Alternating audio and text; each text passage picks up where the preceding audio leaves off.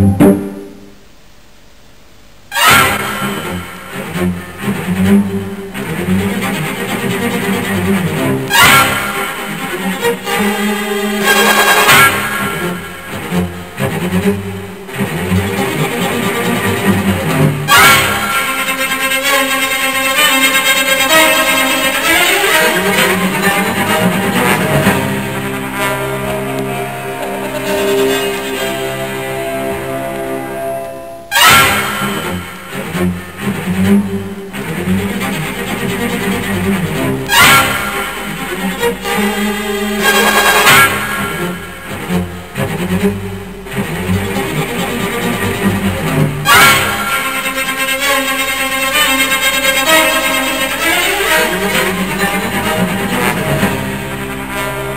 personatge d'avui és en Joan Fuster, nascut a Sueca, al País Valencià.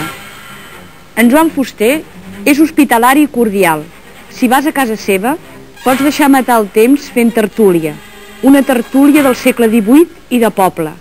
Et farà seure al seu davant i ell xerrarà amb el seu to, amè, irònic i una mica escèptic. Abans, en Joan Fuster tenia un rostre més agressiu. Ara ha adquirit una mica de serenitat. Fa panxeta i un inici de papada li tapa gairebé tot el coll. Vesteix sempre amb colors grisos i apagats. Els seus ulls són inquisitius i sempre els ulls d'un gran ocellot arrecerats darrere les seves ulleres de curta vista. La barbeta, petita i que tira cap amunt, accentua encara més el seu rostre ocellívol. De tant en tant, en Fuster arrufa el nas i sembla com si alguna cosa li desagradés molt, però ho fa perquè en Fuster vol precisar algun tret de la conversa. En Joan Fuster estima el rigor, la precisió.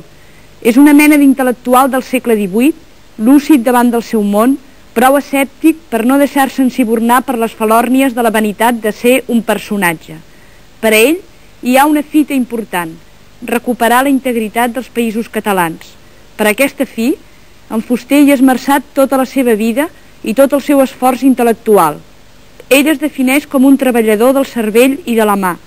Gràcies a la seva obra, permanentment indagadora, i a la seva actitud sempre honesta, la cultura catalana no s'ha vist tan desvalguda durant aquests darrers anys.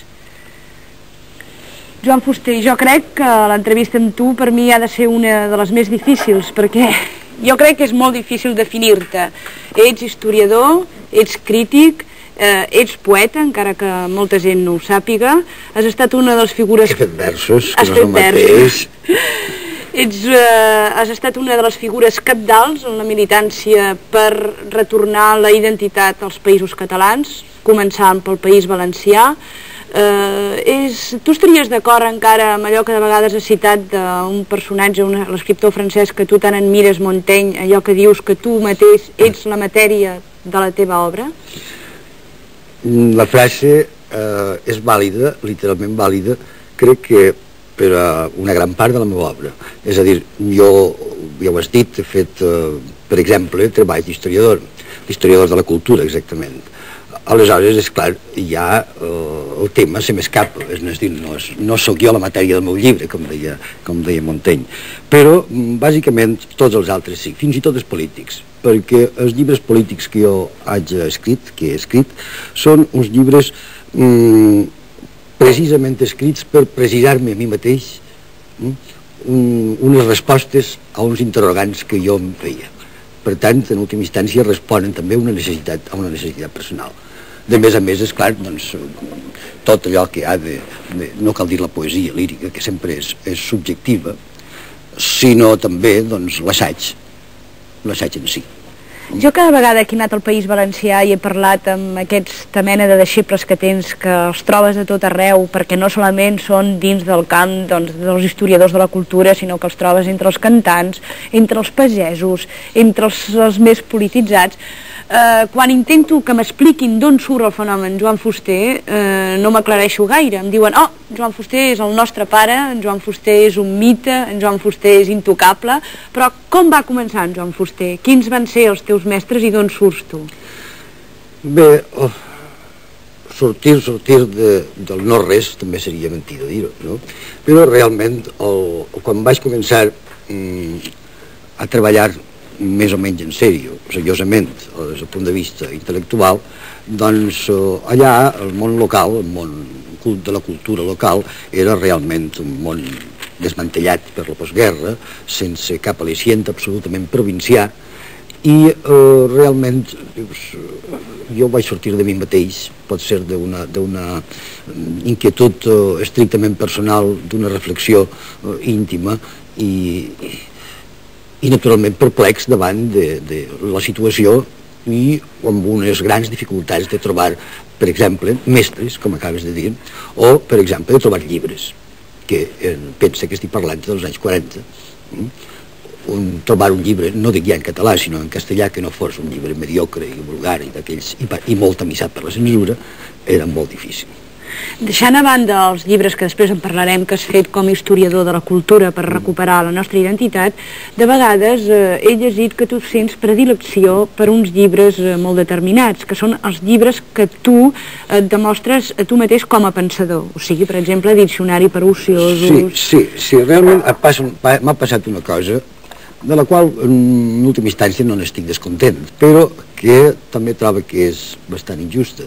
És a dir, la gent, una gran quantitat de gent, ha preferit veure en mi l'autor polític, per dir-ho així, o històrico-polític, l'autor d'uns altres valencians, per dir-ho així, i d'alguns altres tipus de papers similars, i pot ser en detriment d'un altre tipus d'elaboració intel·lectual que jo faig, i per la qual realment he sentit i sent una gran predilecció. És a dir, jo em trobo més a mi mateix en aquelles especulacions sobre temes que poden ser allò que en terminologia francesa diríem de moralistes en el bon sentit de la paraula, fins i tot podries dir de vegades podries dir més que de moralistes hi ha una altra paraula francesa molt significativa que en aquest moment no recorda, però és igual, de gent de llibertí, exactament, la paraula exacta d'aquesta,